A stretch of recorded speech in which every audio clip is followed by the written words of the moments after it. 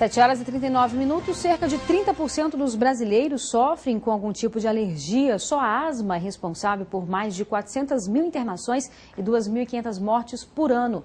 E hoje, no Dia Nacional de Prevenção das Doenças Alérgicas, vamos saber se é possível evitá-las. Aqui no estúdio nós recebemos o alergista Roberto Ronald Cardoso. Bom dia, doutor. Bom dia. Muitíssimo obrigada pela sua participação aqui no nosso programa. Primeiramente, é possível você evitar essas doenças alérgicas? É possível você evitar doenças alérgicas.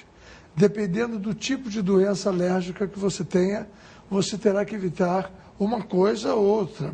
Por exemplo, se você tiver uma alergia respiratória, você vai procurar fazer um bom controle do meio ambiente que você mora, né? Você vai procurar fazer um bom controle de poluentes, de poeira, de fazer uma boa limpeza para evitar os poluentes aéreos do local. Já se você tem uma alergia de ordem intestinal, se você tem distúrbios intestinais, você tem que visualizar mais a sua alimentação, né? Sua alimentação, procurar se alimentar de uma maneira mais sadia. Nós alergistas dizemos o seguinte, que a vida do paciente é como se fosse um banquinho, um banquinho. E para ele viver bem, o banquinho tem que ficar em pé. Então, um banquinho de 4 pezinhos. O primeiro pezinho é sono, o segundo pezinho é uma boa nutrição, o terceiro pezinho é atividade física e o quarto pezinho é falta de ansiedade, que é grandes doses de ansiedade, cargas de ansiedade são extremamente maléficas e geralmente é a parte mais difícil de controlar. Que é o emocional, né? É o emocional, isso é muito difícil. Um alérgico, um indivíduo asmático, com uma crise de asma, sob estresse, ele vai piorar, ele terá muito mais dificuldade de controlar a sua asma do que se ele estivesse um pouco mais calmo. De qualquer maneira, os outros tipos de alergia também vão ter a mesma relacionamento com essa parte de ansiedade, parte intestinal, a parte digestiva, do aparelho digestório. Hoje em dia a gente vê, o senhor falou e ampliou um pouco mais as doenças alérgicas, a gente vê muitas pessoas com alergia, né, ao leite. Quer dizer, vem aumentando esse tipo de pessoas alérgicas, vem aumentando esse tipo de alergia, a gente pode dizer que sim ou não? Olha, isso existe uma grande confusão com respeito ao problema de alergia a leite. Porque alergia a leite é muito pouco frequente. Intolerância é mais comum. O problema é a intolerância. Sim. Então, a intolerância à lactose é muito confundida com a alergia a leite. Porque a intolerância à lactose vai dar flatulência, vai dar vômitos, indisposição, diarreia, né, mal-estar.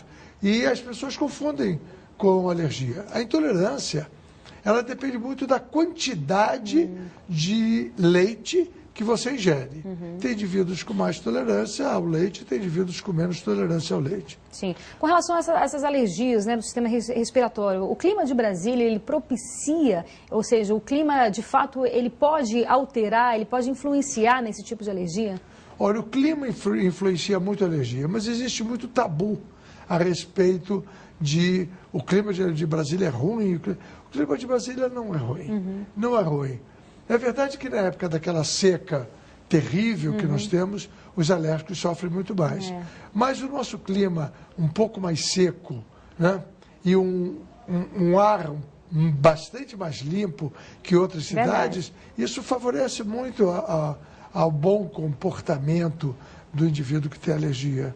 Então, nesse Dia Nacional aí de combate nessas doenças alérgicas, qual o recado, qual a informação que fica aí para as pessoas que, na maioria das vezes, o senhor, como médico, percebe que não existe esse esclarecimento para a população?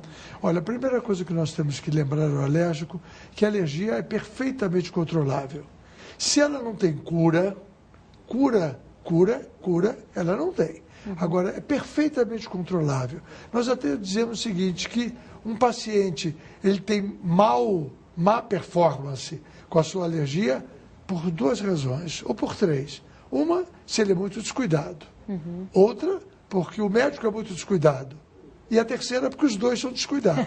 Então, esse aqui é o grande problema da alergia. Então, quer dizer, primeiramente é você ter esse autoconhecimento, né? Saber o que o seu corpo tolera ou não, e a partir daí tomar as decisões necessárias. E aí você passa, né? a se controlar. Você passa a se controlar. E aí você, se controlando, você vai fugir dos problemas. O indivíduo é alérgico a cachorro. Não vai criar cachorro, não é verdade? O básico, né? Claro.